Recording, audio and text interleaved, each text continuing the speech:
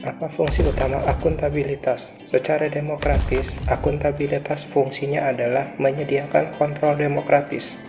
Secara konstitusional, berfungsi untuk mencegah korupsi dan penyalahgunaan kekuasaan. Secara belajar, berfungsi juga untuk meningkatkan efisiensi dan efektivitas. Aspek-aspek akuntabilitas yaitu: yang pertama, relationship. Relationship adalah hubungan dua pihak antara individu, kelompok, atau institusi dengan negara dan masyarakat. Yang kedua, berorientasi pada hasil. Hasil yang diharapkan adalah perilaku aparat pemerintah atau ASN yang bertanggung jawab, adil, dan inovatif. Yang ketiga, membutuhkan adanya laporan. Laporan di sini berarti laporan kinerja. Untuk individu berwujud laporan yang berdasar pada kontrak kerja, sedangkan institusi adalah lakib, laporan akuntabilitas kinerja instansi pemerintah. Yang keempat, memerlukan konsekuensi. Konsekuensi dalam akuntabilitas bisa berwujud penghargaan atau sanksi. Yang kelima, memperbaiki kinerja. Proses setiap individu, kelompok, atau institusi akan dimintai pertanggungjawaban secara aktif yang terlibat dalam evaluasi yang berfokus pada peningkatan kinerja.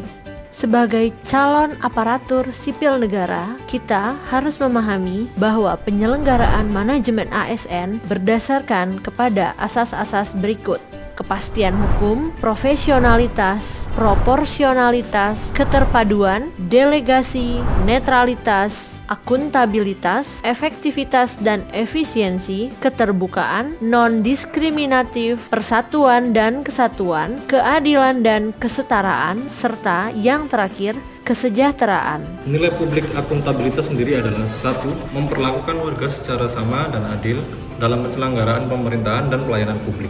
2. Mampu mengambil pilihan yang tepat dan benar ketika terjadi konflik kepentingan antara kepentingan publik dengan kepentingan sektor, kelompok, dan pribadi.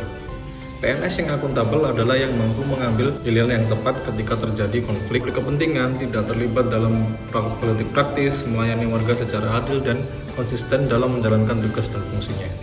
PNS mampu mengutamakan kepentingan umum. PNS mampu berinovasi dan memperbaiki kinerja menjadi lebih baik dalam memberikan pelayanan kepada masyarakat. Lalu PNS dapat bersikap transparan guna menghindari perilaku curang dan korupsi. Jika konflik muncul, PNS dapat melaporkan kepada pimpinan secara tertulis untuk mendapatkan bimbingan mengenai cara terbaik dalam mengelola situasi secara tepat. PNS dapat menjaga agar tidak terjadi konflik kepentingan dalam melaksanakan tugasnya. Kelompok kami kemudian menemukan satu contoh kasus dugaan pelanggaran netralitas dalam pelaksanaan Pilkada Serentak 2020. Bawaslu Kabupaten Pekalongan memeriksa beberapa ASN, pendamping desa, hingga kepala desa di Kabupaten Pekalongan karena diduga memberikan dukungan secara terbuka kepada salah satu pasangan calon bupati dan wakil bupati Kabupaten Pekalongan yang maju di Pilkada Serentak 9 Desember 2020. Hal ini jelas tidak sesuai dengan sikap ASN yang akuntabel.